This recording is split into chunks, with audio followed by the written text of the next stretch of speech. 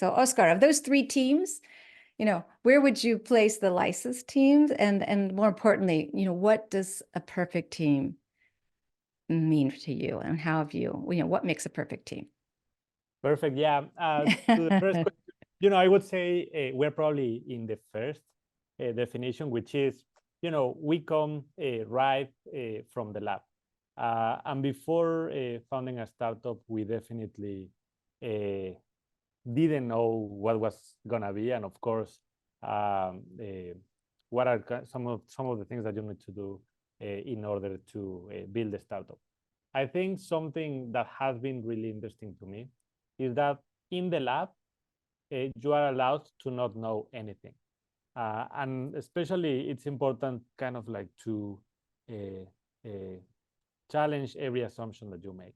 Okay. Whereas when you're a founder and when you are building a startup, you are expected to have all the questions. So that is kind of one of the major differences that I've seen Wow. from the lab and from the startup world. So the ability to ask questions outside of the scientific realm, right? Exactly, yeah. Wow. Another thing that I think is very important is that, in my opinion, not knowing has a lot of value. And in a startup, unlike in a lab, it's better to not know, because that is what opens many doors and what pushes the boundaries of what's possible. Wow.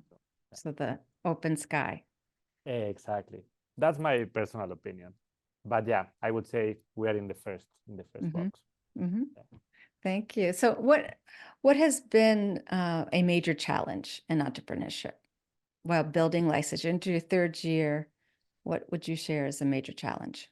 Perfect. Yeah, I can tell you about the challenge, and of course, coming back to your question about the perfect team.